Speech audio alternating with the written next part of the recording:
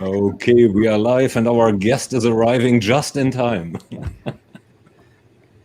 Und jetzt die Überraschung, die üblicherweise ja unser Intro ist. Einen wunderschönen guten Abend, herzlich willkommen. Es ist wieder soweit, es ist Dienstagabend, es ist 19 Uhr und Sie sind mit den richtigen Leuten auf Ihrem Bildschirm zusammen bei der CRM-Conversation. And as you see the surprised face of Jeff Nicholson, our guest, he was not prepared that I do the intro in German and then switch over to a bit more easy English for him. Of course, I know how to say several words in German. Guten Tag. Really? That's cool. See, you've heard them both now. So, well, there's one far more important sentence here. One beer, please. Ein Bier bitte. Ein Bier bitte. Yeah. Far more important. You are fluent. You can survive. After we have checked the survival issue on at least drinking in Germany, a very interesting part last year happened, which was really one of the impact, as I have known, I commit, Pega as Pegasystems from earlier, let's say, introductions and software selection processes, but only in not too often cases, and I didn't know the company too much, such as a smash into my, in the positive way, into my head came a song, such as Paul and Brent's happening or exercise or contest or fantastic moments we all had in enjoying during a very crazy time, music, people which are celebrating that one can have fun in crazy times as well. And one outstanding performance was your team, Pega, on a boat in some scenario with some skyscrapers, a lovely scene, fantastic. It reminded me a bit with the waving hairs, like we would have been in India in Bollywood. The real performance, always flying hair, but the sound was fantastic, and one had the impression this is not a company formation or a company band. This is a real professional band performing there. It reminded me of videos that I used to see on MTV back when MTV shot videos. Yeah, also to put it, to fall back in one sentence of German, es war absolut sensationell. I really loved it, and I was. It gave me, even by the selection of the songs, it was heartbreaking or touching, to put it that way. Yeah. And Jeff, well, after I had these impressions, and I'm not talking how brilliant your product might be with such a team, it's now the floor for your self-introduction, because we are very curious, and there is still a little leak of knowledge in the German market, probably, which you can help to close that gap and give us a lot of beneficial information on how good you are, not only as a fantastic team performing music, but also for your customers with your solutions. Surprise, he's a company too. Well, excellent, and it's great to be here with you guys. And thanks for the kind comments on the battle. Bring your own band. That was a great thing to do during COVID, and big thank you to Brent and Paul for sponsoring that. I think everybody that participated really loved putting time into that, and it was a great diversion. And in fact, yes, we're all Pega employees there, and we did it for a sales kickoff years ago just for fun, and we're still doing it today. So we love doing that. And Pega, everybody in the world should know about Pega, Ralph. So the key to remember here is, I think we're really shaking up the space, and Pega comes from a world where businesses are trying to wrestle in complexity, and they're trying to get their heads around it and trying to marshal business processes from end to end, trying to orchestrate customer experiences despite the myriad of existing systems they have. Yeah. How do you do it? Well, you bring in Pega to help you simplify that complexity with AI and automation that's really built for the purpose. We believe every piece of software is built for a reason, right? You're built either to be a 360 review of a customer, a great database and a desktop, or you're built to orchestrate end-to-end processes, to automate things as much as possible so that your staff can be freed up to do what they're supposed to do, which is focus on the customer. So in the world, for example, of customer service, we finally help simplify service for your customers so that they don't have the friction, for your agents so that they can be in these new distributed worlds and still have an easier way of working because the hard stuff's been automated and they can now have guidance from AI to focus on that customer. So we're really transforming the space. We're thrilled. We've been receiving accolades from the analysts that cover the space, and it's no accident. We have incredible clients, incredible partners, and we couldn't be happier. Feel free to talk a bit about your customers, and I would be delighted if you can touch some of the names from the German, Austrian, and Swiss region as well. Yeah, and I'm personally less versed, Ralph, with the clients in the region. We've done some great things with the government. I know that there was a great application that was built in record time in the region when COVID hit to help orchestrate the vaccines there. So, but I'm not as versed on that story. I don't want to go into too much detail and give you the wrong information. But our clients really come to us because we give them a means without coding to do the things they always wish they could do. And what was interesting when we saw with COVID, when COVID hit, we found that organizations were kind of brushed to the starting line. They've been talking about digital transformation for a long, long time, and someday we'll get to it, right? And all of a sudden, it hit. And we saw what happened around the world. Customer service teams were slammed with phone calls, but they were no longer in their cubicles. They were at their kitchen table with their kids doing homework next to them. And, the volumes went through the roof. We had one great client that's coming to mind now, where they had deployed some time ago Pega customer service inside their agent population. But with Pega, the magic isn't actually in the desktop. It's a level below in the center, where we orchestrate the customer service journeys. So anyone you talk to is doing customer journey mapping these days. We create customer journeys in the software. We think of them as micro journeys that are taking an outcome that a client's trying to achieve, and we orchestrate that with as much automation as possible from end to end. And with those already in place to guide the agent desktop, thus the desktop is just a channel. When COVID hit, this client, an American insurer I'm thinking of, was able to point those micro journeys to their website, to an intelligent virtual assistant, not a chatbot, but a real intelligent virtual assistant that could, in essence, expose their clients to the same exact conversation they'd had with an agent anyway. So in their case, they were able to activate the claim status inquiry journey directly to the website. And the IVA was able to completely resolve in the order of 80%. I think the percent was 79 point something of the inquiries, of their highest volume inquiries, by the way, right there in the intelligent virtual system without needing to talk to an agent. So that's of course 24/7. So to a customer, it's interesting. We did other research that shows in the order of north of 50% of the time, even when your customers are trying to call you, they go to your website first anyway. Even if it's just to find the phone number. And so they're going to the web property anyway. So if you can actually meet them there and give them the answer they're looking for without giving them the extra step, isn't it way better for them? Forrester used to have a great piece, they still do. They had a premise that was customers want convenience, not conversations. And I think that was right. Yeah. I think that's right.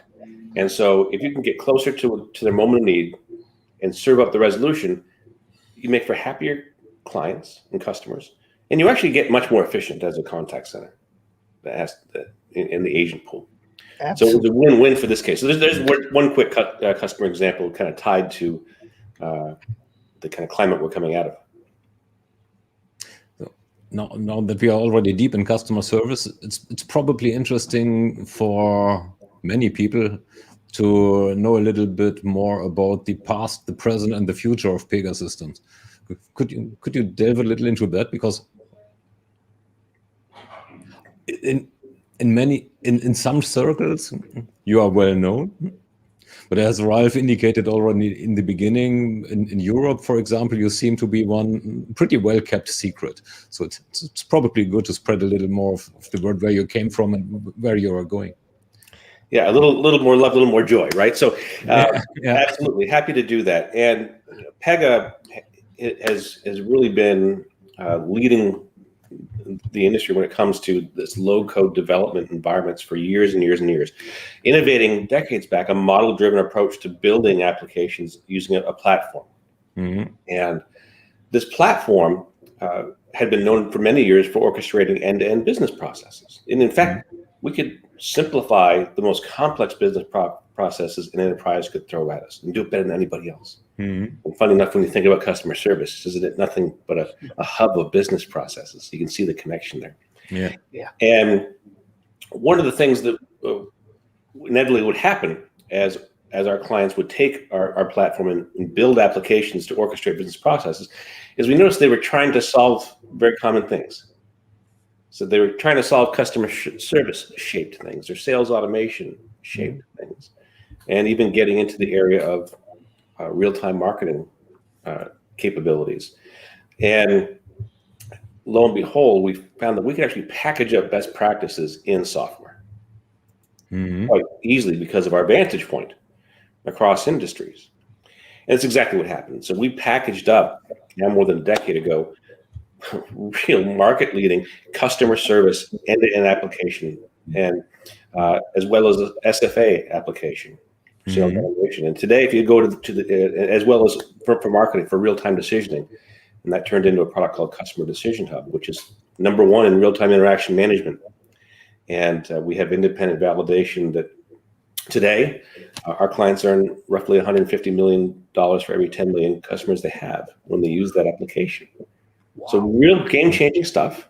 Our customer service application is ranked as a leader 12 years running by analysts such as Gartner. Our SFA application just got named the #1 for critical capabilities by analysts. I believe it was Gartner for B2C use cases, #1. And that, of course, you can probably think of another company that might have been in that spot before that we might have knocked off there. So we're extremely proud, and we're up against tough competition in the CRM space, but we believe we're changing the game, and our clients are the ones that get to benefit. We have, and by the way, great partners that are helping us get there. Well, the simplicity is certainly a great message to get behind. Crushing complexity, I think, is what you have right on your front page there. Yes. Why can't we keep things simple in general? Why have we gotten to a point where going back to simplicity, going back to making it easy is such a selling point? Well, I love the question, because that's kind of where we've come to. For a long time, the path to making things better was to drop in an entirely new stack. Remember those days where you want to do a new experience? We'll just drop in our entire CRM stack from database upward, and trust me, it'll all be great. Those days are gone. No one has time for that. And that would, in theory, bring you some sense of simplicity. It just never turned out to be the case at all. And today, we talked about earlier, I think organizations have to succeed in spite of their existing systems. They have to move forward. They can't keep talking digital transformation for another decade before they get on and do it. But you need an architecture that can take you there. And when we talk about simplicity, we believe that's what people want. But consumers, we want our world to be simple. We don't want to be dealing with friction and worry about things. We want it to be as easy as it can be, as convenient as it can be. And to the employees you're trying to keep, you want to make their world as simple as you can. And unfortunately, for most organizations, that means reining in complexity, overcoming in spite of those existing systems that you've already got. And one of the many paths that we found in our architecture was we found build from the center outward versus in the channels or databases. For if you look across the clients that you work with and those that we see all the time, until now, they've been innovating in channels. They've been saying, I want to build a better customer experience. Let's stand up a chatbot. as if a chatbot would solve everything. Right. Or let's stand up a new mobile app, great and valiant, but they're building logic directly into those channels and wondering why customers are so frustrated when they're bumping up against it, and it's kind of wasting their time. They're expecting to get the same that they would see on the website, where they might be doing a little bit better, but then the mobile app is completely different. The chatbot's saying something completely different. In fact, most of the time the chatbot's saying, call this 800 number. I can't really help you during our regular office hours. Yeah, right? That's not terribly helpful. No, but the reason for it is that you simply can't scale that way. You can't create a consistent customer experience that's built around the journey by innovating a channel at a time. And as customers move across those channels, there's no way you can follow them. So we instead feel that you need to innovate in the center, kind of not in the channel, not in the database, but in the middle. And by building and orchestrating those journeys, those end-to-end processes or outcomes that you're trying to achieve, and locking them down, we actually ship north of 180 out-of-the-box micro journeys, both kind of horizontal and industry-specific, to help our clients get going quickly. And again, once you snap them into your databases, we have a concept called live data, where we don't even need to open data. We can just connect to it where it is. And it's kind of a data abstraction. Because again, we think we should innovate in the middle and center. And you connect out to the systems, and then you build how that should feel. As you open up a claim, what should the next step in the process be? And if you try to understand where you stand in that journey, how should that conversation go? And then we expose that out to whatever channel wants it. Simple. So we have here someone who apparently doesn't fully agree. Let's see whether he or she can elaborate on this. Please. On the disagreement a little, so then we can take it up. Yeah, and I would like to come back to, as you do, easy to adopt and with convenience in mind, easy to handle solutions for the needs which your customers and their customers, let's say, place at your hands, such as, can we sort this? Can we solve this? Can we make life easier? You gave us the impression that your team we saw on the boat, which is just a little peak of people we saw, were marvelously inspired. Such as, does the band have a certain, or did it show a bit of the atmosphere you have in daily work, even under these crazy circumstances, in your teams and your organization worldwide? Well, Ralph, it feels like that was a teed up question almost, but it wasn't. So, in fact, even at our conference that we hold for our customers and clients, it's called PegaWorld Inspire. So it is around inspiring. So you couldn't have written it better, Ralph, if we planned it, which we didn't. But yes, that is very much the way we think about it. Our job is to ignite or inspire our clients to solve things they think that might have been too hard to solve, because it's not any longer. And we carry that energy throughout the organization. So the team that you saw on the boat, I'm not sure if you're going to put any clips up, but they are our employees. All the way from frontline teams to our CMOs there, our CTOs there, I'm there, and again, a great team, incredible musicians as well, and we enjoy doing it. And again, and frankly, our inspiration to go back to where we started doing that was to help inspire a bit of our team. We did it for a sales kickoff, where it's not about selling. It's about, can you inspire the teams to help your clients solve problems, and can you show that you're going to put yourself out there and work together to help them get it done?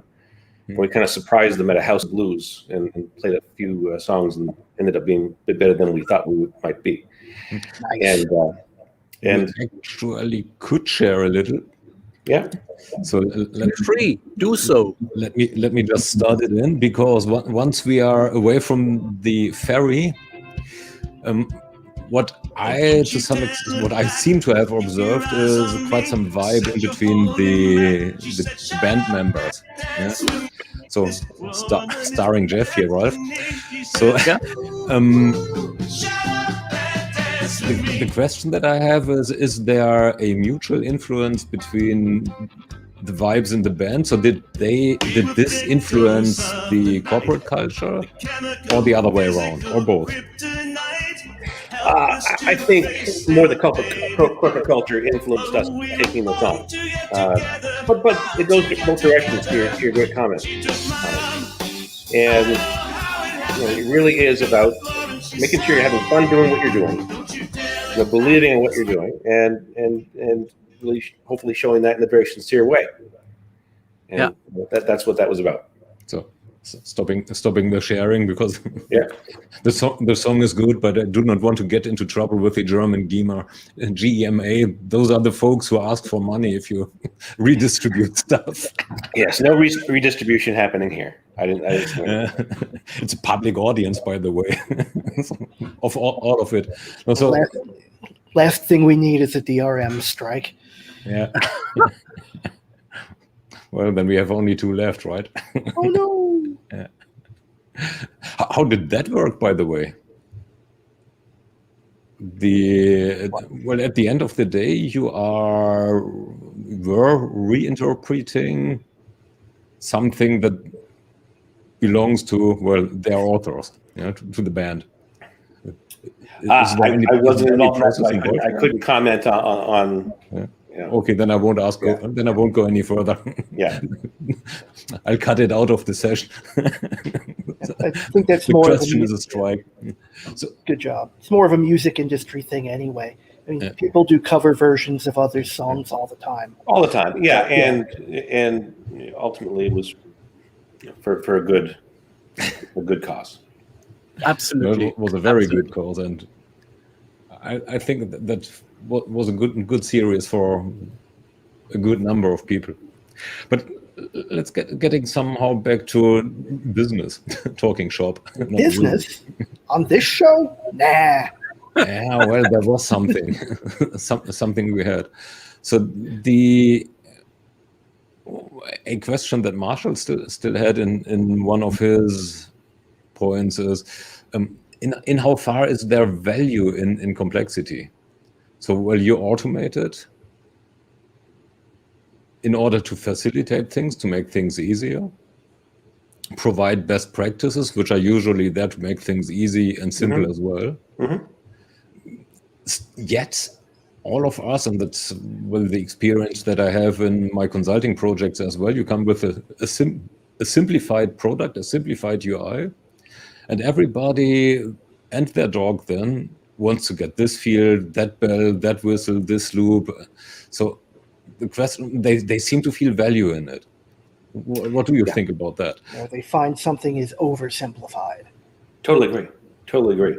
And it's a totally different thing to have an ability in your organization to simplify experiences versus only do things in a simple way.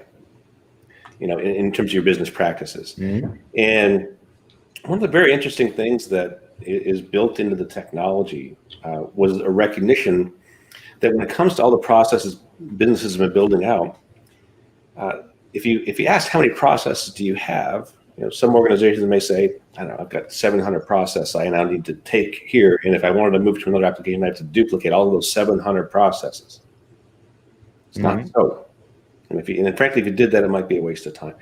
If you had a technology that help you recognize that, actually take a step back, maybe you've got 70 processes with about 10 different permutations of each of them that you're managing. Mm-hmm. Give you a way to rein that in and just manage for the differences. Wouldn't that be a better way of approaching it?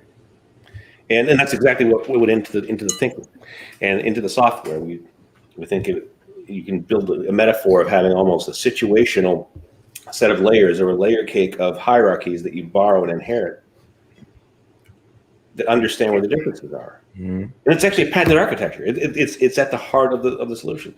But it's one of those examples on how, if you think about it the right way, you can simplify complexity in a way that doesn't limit you. It actually opens you up to new possibilities. And that I believe is a lot of the difference. Now, I'd argue that the technology to identify whether we have redundant processes, bells and whistles, is already there. I mean, the whole process mining stuff, the whole process measuring stuff. Yeah. Yeah. In customer terms, we'd call that customer journey orchestration and optimization analysis and the likes. Yeah. So it's basically all there. But why isn't it used then? I mean, each CRM project, each business project, basically to some extent, is a business re-engineering project. If you do it right.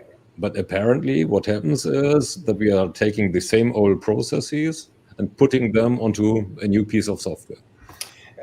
I would argue if that's what the typical practice is, it's probably not the best approach.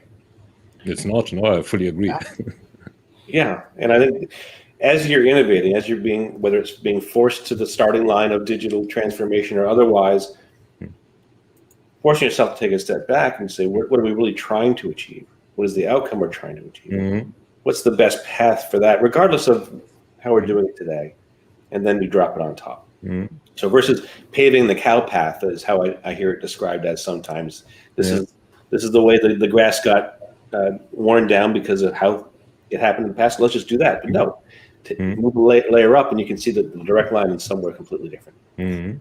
And we need to be taking a step back. And one of the major benefits of having a model-driven approach is it facilitates that conversation. What are we trying to achieve? What are the steps and the stages from end to end? The personas that need to be involved, and how do we now orchestrate that best from end to end, and do it once. Once it's done once, you can activate it on any channel you like. And if you ever get a difference for a geography such as doc, where it's somehow there's a lot that happens slightly different in doc, you can actually just take that one node and change whether it's an SLA or a different type of a business rule just for that. And everything else remains intact. Yeah, and then now you try to manage what you're dealing with. You make a change in one place and it propagates wherever it's going. It's just a different way of approaching it. But it's, to your point, Thomas, it's not done by just taking an exact copy of what you're doing today and digitizing it. And that's the big pitfall that sometimes people may fall into with things like RPA, where the lure is to just take the thing that's happening right now and make it automated. But often, and we love RPA, we have a great RPA technology. So we're big fans of that, but you have to know where and how to apply it. Because often you just make a bad process run faster. Yeah, welcome, Christy. Yeah. She has a pretty good question. She does. She always does. But next point, week it's her turn to answer them. Yeah, and frankly, I'm curious on your views as well, guys. So Christy's asking, how do you use data to feed back into your journey maps and improve them? And spot on. The thing about typical journey maps, right? We've all done those exercises. We build these beautiful pieces of paper that will stick up on the wall. Look how great the experience is going to be. And you can see the emotion. Look how happy they are right there. It's just a piece of paper is the problem. And so how do you take a data-driven approach to doing these things? That's precisely the role of these types of systems. Because when you orchestrate these things, even if you don't own the channel, you can still attach to the data and you can understand. And you can employ things like A/B testing, control groups, champion, challenger. You can do all kinds of different things to understand where the experiences are having the outcomes you wanted and where not, and turn those dials. And that is the grand opportunity with, I think you mentioned customer journey orchestration. That's an evolving field. Real-time interaction management is also a great segment where all these principles are at play. And you can understand those, where it's effective and not using data in a kind of hands-on manner and analyzing the data, or you can start to look at technologies like machine learning to begin to help you get smarter, in a more efficient way. But I love the question, and I think that's the grand opportunity when you can abstract the journey from the systems and understand, okay, what should it feel like regardless of the channel? Now, how do I look at the data and see, am I being successful? And where am I not? You're not going to be successful everywhere, every time. Yeah. Customers are not as predictable as you would like them to be. They're going to do things you didn't expect them to do. Yeah. And I was the one who placed the typical question, tell me something about your customer base. And I feel free to answer the question on your behalf, as even that we have not spoken about it. I checked on your customer reference platforms, such as one of the largest German insurance company on customer health care. The DAK is one of your customers. Mhm. You are working like a lot of others with Siemens. But is making you somehow unique is that the German Railway, the Deutsche Bahn, is one of your customers. The state of Bavaria, the DEVK, which is a different organization also in the insurance area. Then you have some financial institutions. I saw the Turkish Banki Bankasi, and I saw also Erste Sparkasse Gruppe in Austria. And my friends from the Magenta, Deutsche Telekom. Ah, So you have quite a pond of happy customers, even in our territory. And this comes to the aspect that I found it very interesting to see that you have taken the exercise with Forrester to show your economical impact in utilizing your solutions. yes. I think that's an important thing that we did, frankly, because I think hopefully everybody that's in the industry of software believes in what they're doing and believes that they're doing things that are in the benefit of the customer. Well, hopefully that's the case, and but it's I think it's equally better, if not more, to have an independent validation on that, and so you can offer it to your clients and prospects considering it, and it's not just you saying how you sincerely believe you're going to be able to help. And so the Forrester TEI studies are really beneficial in helping do that. They actually go in and analyze from end to end real live client deployments and put it down to real dollars, cents, Deutsche Mark, if you do the conversion, and quantify it so that anyone can actually understand what is the impact it can have. The interesting thing they found, Ralph, when it came to things like a Pega customer service, they found that clients can generate, in essence, an incremental nearly $50 million for every 2,000 agents they have. So I think it's 48 point something for every 2,000 agents they have by taking this path of Pega customer service for transforming that customer service function through the things that we've been talking about today, whether it's agent productivity, incremental revenue through retention, and things like that. And so, and as well as things like training time was also in that finding, as you'd expect. And that's coming up quite a lot right now. So as we look at distributed agent populations, we're looking at the dynamic where it's a gig economy now, where everyone's trying to get their workers back best they can. Restaurants are saying, "Please come back." Airlines are saying, "Where are my pilots?" People want to book, and ultimately people want customer service, and there's not enough people there in all cases to help. So it's a gig economy, and so how do you up-level your level of service for those agents so they can provide the level of service that they're expected to? You need to give them guidance in the system. It can't all be in their head. It's not scalable. And so one of the paths to do that is through using a system such as this, where the insight is in the system.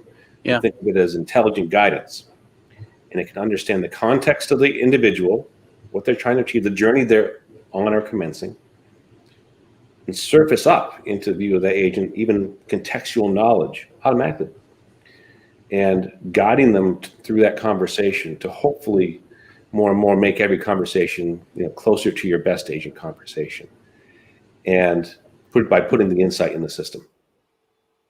I feel there's a very strong point you make here. For instance, as skill is a value, and skill is not easy to achieve, such as you mentioned pilots. A pilot has a 5-6 year long education, then he goes for smaller planes till he flies the big things.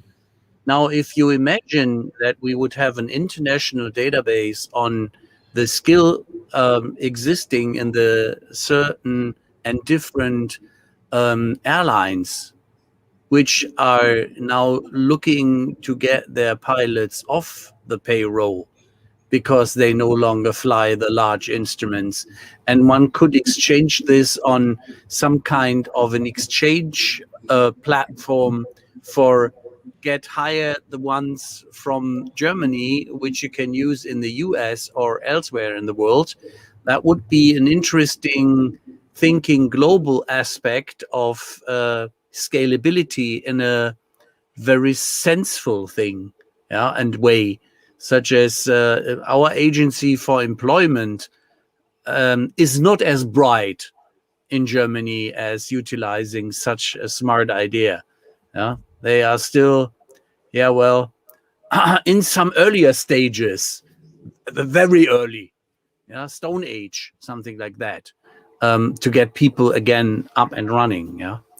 And well, right there, Ralph, sounds like a wonderful app to build. If there was only a low-code application development platform that someone with hashtag CRM Guru could come up with an idea to build an app and make it available, I think that's a great idea.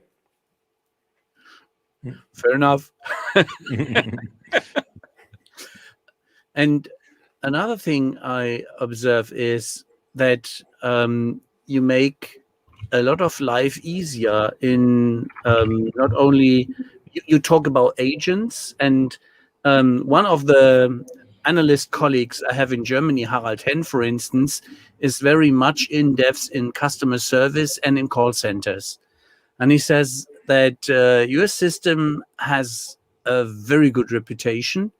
And he was educating me a bit as I had a leak of knowledge there. And he said it's a very good solution, and it's very solid, and he loves it. Yeah, that's great to hear. Yeah, and coming from that point, what is your ideal customer? This is a typical sales question, such as, could you describe a bit? I talk also about my wish customer I would like to have, and my love customer I would like to keep on in business for a long, long time. Sure.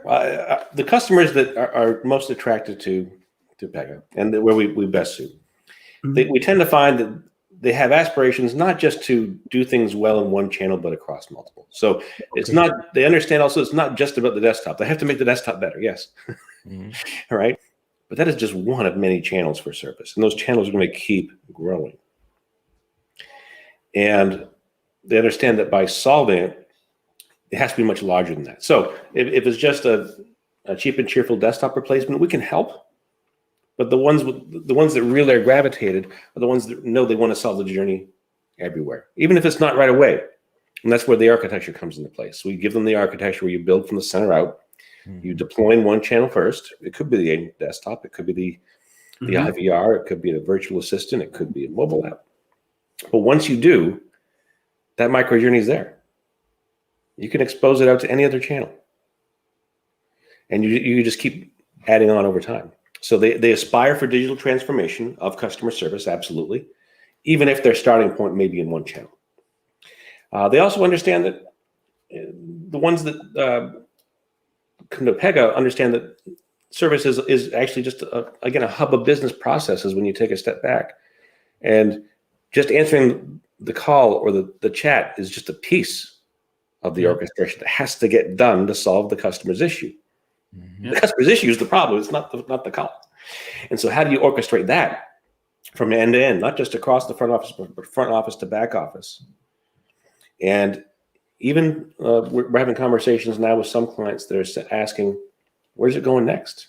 Once you help me solve all this across all these channels, when the customer comes to me with a service issue, where's next? And interestingly enough, there's a great Gartner prediction that I think it's by the era of 2025 or so, they believe a large volume, if not the majority, is going to be coming from outbound initiated customer service interactions versus inbound, like you're seeing today.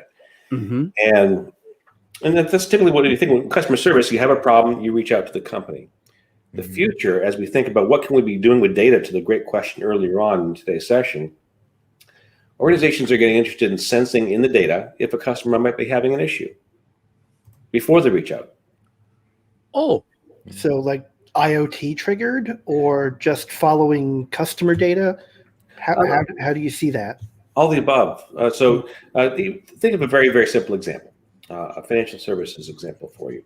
You might have a situation, your best customer just overdrafted their account, overdrew it. They're going to incur penalties. They're going to call you up and use up your time, and you're going to give them the money back anyway.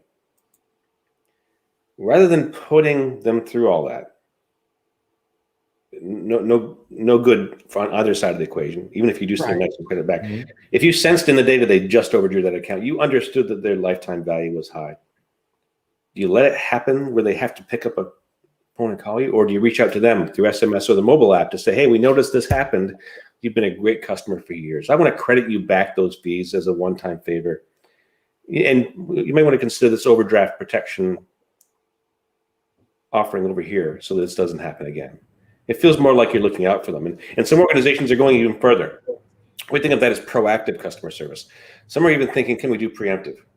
There's a great phrase, and I wish I could credit to the right person, but they say the best service is no service.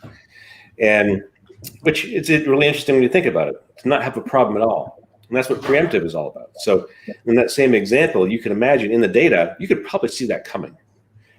By the number of scheduled auto withdrawals, the number of scheduled deposits, and the timing, it's 3 days before the close of books for the month, you can see that they don't have enough funds to cover the auto withdrawals in the data. It's not IoT, but it's data-driven event detection, where we can finally have systems that we can set on top of the existing data to listen for these patterns and behaviors and understand, this is something that may turn into a service issue for this customer. Let's not let it happen.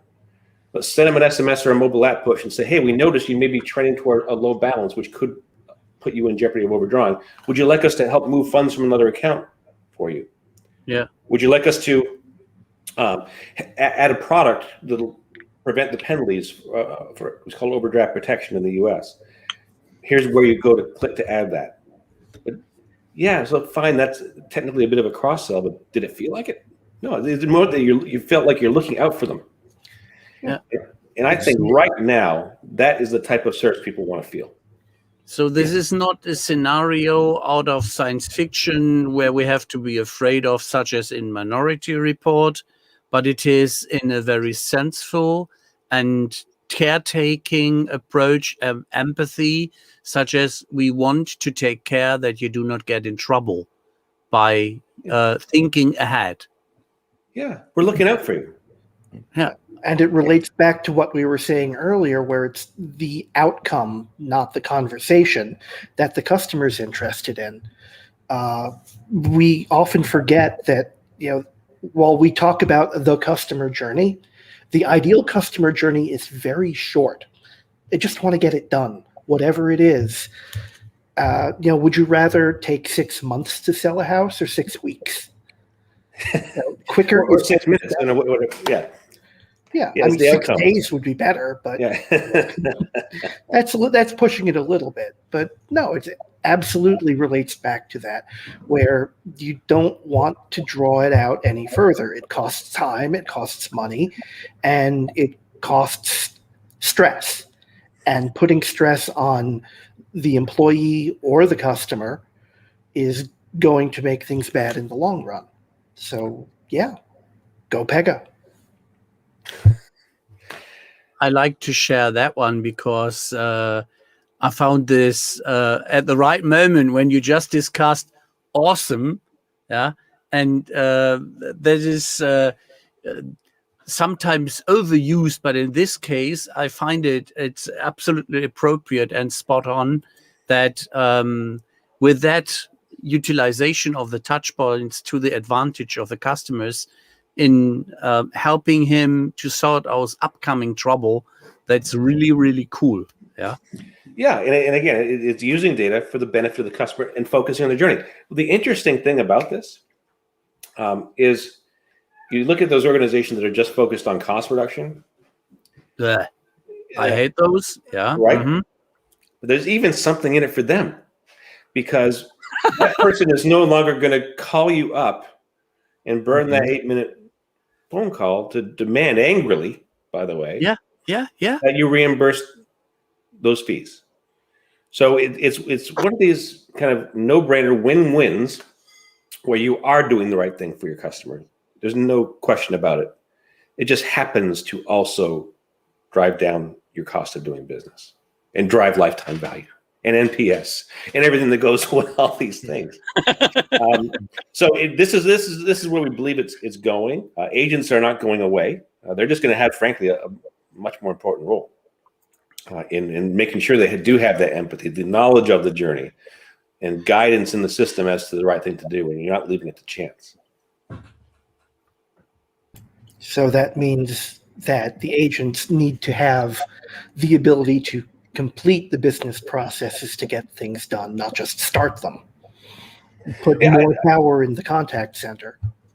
Yeah, ideally, there's as little touches as possible, and it's interesting. I think the way I think of the next era with AI automation, and actually what's happening now, and the role of agents, I think of almost in my head a sine wave.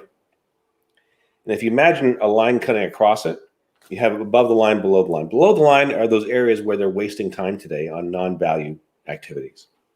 All right, it's taking them away from the important stuff above. So they're copying information across systems by hand. When they say my system's running slow, sorry, it's not running slow. They're manually doing heavy lifting behind the scenes to cover up for all the Herculean efforts they have to do just to get their job done, right? Different applications, windows, copy and pasting. You nailed it. So those are the things we want to automate. And what that does is it frees up more time above the line. And for that real estate inside that sine wave, we want to make a better use of it. And that's where things like intelligent guidance come in, where we can guide them along and say, here's the right thing to do now. Or this customer just mentioned this product. Here's a knowledge article on that product that you can pull up. And here's what you should maybe ask them next to make that better.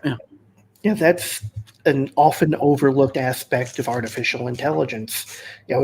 Not just chatbots or call routing. It's augmenting the ability, augmenting a worker's ability to do their job with prompts, with support, with data, with things like that. And I love it, but nobody talks about it. Nobody talks about it as much as I want them to. Because the idea of having an AI supporting a worker is much more interesting than the horror story that everyone seems to want to tell about AI replacing workers. Yeah, and I agree. I agree. And I love the phrase you used, to augment. I think that's the right phrase to describe it. You're not replacing, you're augmenting. I think of it almost like you're giving them a co-pilot. They don't have to go alone.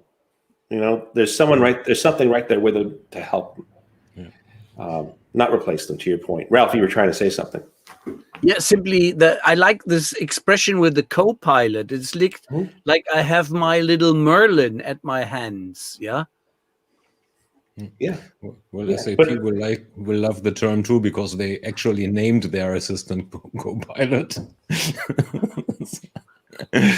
But on a slightly different note, so what, in your experience, what scenarios work well with some AI/machine learning assistants, and which don't, or don't so much? So what works well? Certainly training models, whether it's basic NLP, where you're getting off the gates running quickly, and you're using some customization of the rules, but you can use machine learning to continually refine based upon what is accepted, modified, or declined in those. So we have a capability. It's actually called Marshall AI Augmented Agent Capability. And what this does is, in a digital interaction where there's a messaging, regardless of the channel, it could be your web messaging chat, it could be Twitter, Facebook Messenger, WhatsApp. It's listening to the stream that's coming in reading using natural language processing, and it's saying, based upon what's being asked, what would be the best response? What's interesting here is it's not just picking from a roster of generic replies, because those have been around for years. It actually can populate a completely personalized response. So your balance is 497, euros, right? And to answer your question. So it's actually about what you just asked, specific to you and nobody else. Written and not replying. The agent is still in control, because again, it's just a co-pilot. It's in there, and then what happens is if you go and change that defined response or don't accept it, that tells the model, there you go, Thomas. Yeah, it says this you got wrong, and here's what the right answer really was in this case. And so it's continually learning and getting better and better over time, even if incrementally. So you're always going to see these results go up. So your responses get more efficient. So that's one of the examples we're seeing it. Models do machine learning performing great in things like real-time interaction management processes, where it's doing decisions in real time, continually learning and retraining, and just getting better and better over time. And so those are some of the practical use cases. What are the cautions? I do see some language in the market where people are saying, just throw machine learning at it, it'll solve it. It's like it's a magic wand. And if I just had a machine learning over there, I could get rid of all my data scientists and off we go. Not true. The bullet. Not true. And at least not now. And we see some clients, there's a bank in Australia, I think CBA, that they discovered that they're now able to build in a handful of weeks, 3 weeks, the same amount of models that their team would have taken years to build. But it didn't replace their data scientists. It augmented them. It made them have greater bandwidth so they can focus on the more complex problems, building those models by hand. And now they're able to do much more. There's probably not a data scientist that you'll talk to that can't think of more use cases where you could apply AI, but there's only so many of them. So it's understanding where to apply machine learning and where to build these models by hand. I think, yeah. Future. Ralf? Yeah, future is the pinpointing word, such as you mentioned the report about Future 2025. Where do you think the drive is going for? Where do you see the aspects? What is gonna change in the landscape and towards your in market followers and the parties which are dancing around you and looking partly envious, partly shocked, and partly stunned positively what you are performing. So which of these competitors will aggressively talking see your taillights? So, well, we'd love for them all to be seeing our taillights as we play nicely in the sandbox all together. But, the future, where's the future going? We believe it's in something called autonomous service. And it's a lot of the things that we discussed here today. Take a look right there in Dock. You go to any of the, I was at the BMW museum in a year and a half ago. And like many automotive manufacturers, they have a display these days that shows the autonomous vehicle spectrum, or vehicle autonomy spectrum. And it's levels 0 through 5. Manual being 0, progressively moving up to completely full autonomous. And in between, the car will ding if it thinks you're leaving the lane. And maybe a little further on, it'll apply a little of the rear right brake to kind of keep you in there. And then keep going, it'll steer you back in there all the way through to completely autonomous. And the same exact thing is happening right now as we're talking in the world of CRM and customer service. Okay. And all moving toward the things we discussed around proactive and preemptive, completely automated lights out. That's kind of like level 5. But it only works, frankly, if you're focused on journey, right? It doesn't work if you don't do that. And all the way to zero, where it's still 100% old-fashioned agent picking up the phone. But in between, there's all these progressive levels where AI and automation is helping below the line. It's solving with intelligent guidance above the line for agents. It's making their world better. And as we move into the consumer experiences, it's even taking things like old IVR systems, automated phone systems, those awful experiences that everyone's gone through. Press 1 for sales, 2 for enter your 16-digit account number. And instead, journey enabling them. So if it knew it was you, Marshall, that was here, you just opened a claim yesterday. Marshall, is this why you're here? Yeah, it is. Do you want the latest status? Well, yeah. And can I tell you the next steps? Can I send you anything, information? Well, no, I think I'm good. So you had the same level of conversation you would have with an agent, but it's by solving journey. And so it's progressively moving from level 0 all the way through level 5. And what I think you're going to see is the same thing you see in vehicle autonomy, where literally certain journeys you would take in a car, you're going to be able to do full autonomous earlier on. So if you're taking a lot of highway and off ramps, if you get in a Tesla today, you barely have to touch a thing. Yeah. All right. And if you do a lot of stop signs and stoplights and all, that journey is more complex, there's more human intervention involved along the way. Same exact thing in customer service, where you're going to see journeys. Some journeys can be solved completely autonomously, like we saw with the American insurer, where there's 80% of the claims inquiries are being resolved right there on the spot, completely digitally and autonomously. But there's that 20% that didn't fall in that. Yeah. So those are engaging across over here. And I'll share it's not an either or. Some journeys will cut across all these things, if you might imagine. Yeah. It might start with an autonomous and do a really good job, but there's one more thing they want to find out. So it might lead into an agent interaction where there's a co-pilot there to help them. But to a customer, it's all one, just one journey. Yeah. Okay, so what I'm hearing here is that Pega is building an autonomous electric car. When will you be announcing that? So Marshall! you may have misheard that.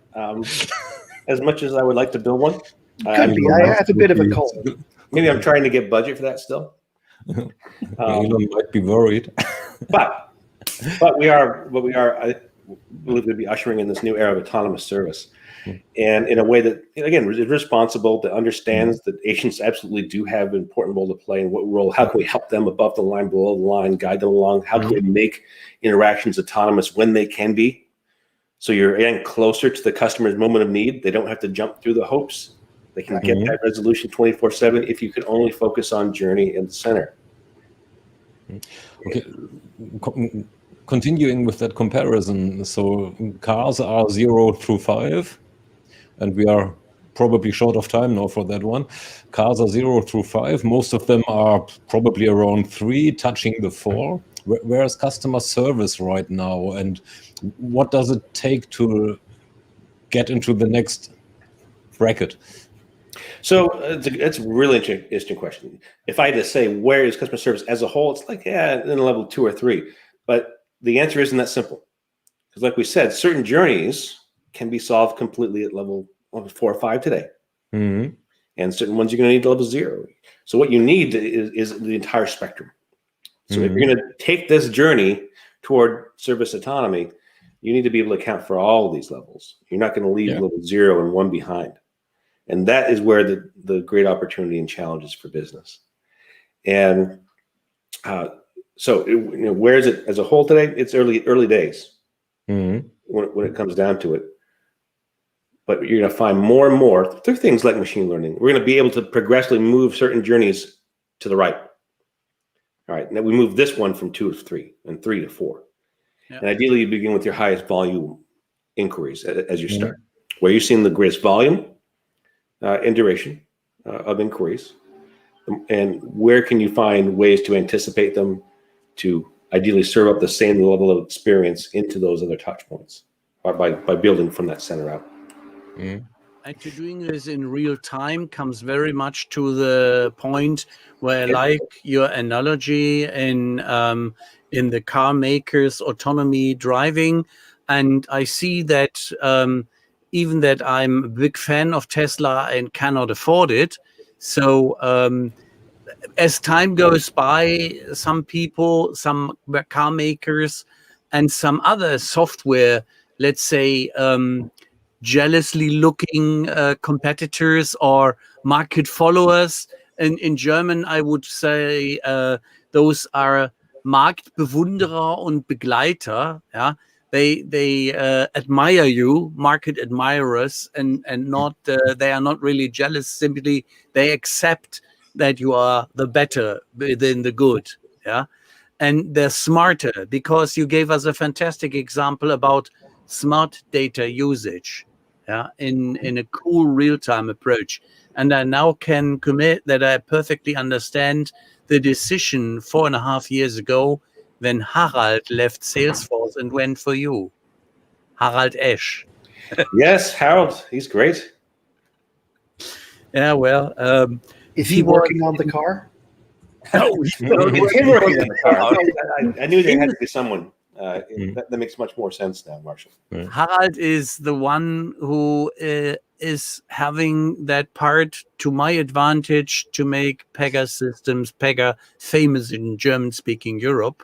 And in his role, I just overlooked that he is hiring as well. So there's much fun to come if you are looking for a new job opportunity. You should apply there and ask them. As I just saw it, on the 15th, you have a virtual event to give some more details on that. Absolutely, and great topic. We are hiring quite a lot, and we're growing quite rapidly. So yes, if anyone on today's session wants to make sure they get seen, please send a note, and we'd love to meet you. We can add a link to the Pega Jobs section. Yes. Yes. Yeah, well, conscious of your time. Couldn't hurt. Jeff, as the hour is up, how much time do you have? Unfortunately, not a tremendous amount, but as you can sense, this is a hugely fun conversation. I could have this probably all day long. Okay, then as a kind of a wrap, the golden statement. What is the next thing will happen in the customer service area? Well, preemptive service is probably a bit away. So what's the next thing? So I think a couple of things. We're going to see real mainstream adoption of the AI and automation that we discussed for agent experiences. That's going to be, it is near term. It's happening right now, where the AI is that co-pilot above the line, where automation is removing the busy work below the line, where it is getting simplified in terms of those experiences, for the customers and for the agents alike. Where it's going next is absolutely into the proactive and preemptive categories. And if you are a customer service leader, you're going to need to devise strategies, not just for the contact center, not just for your digital properties, but for how you proactively and preemptively reach out and engage and resolve those customer issues, ideally before they become service issues. Okay. That is probably something that I'll cut out and make public to revisit in about 1 year. I love it. Jeff, many thanks for your time. Well, it's great to be on the show, guys. Thanks for being here. Highly informative. Okay, thanks for all our active guests, the inactive ones as well. Or thanks to them, not for them. Thanks for and to them. We are thankful for them. Having said that, take care. We are ending the broadcast Stay healthy. now.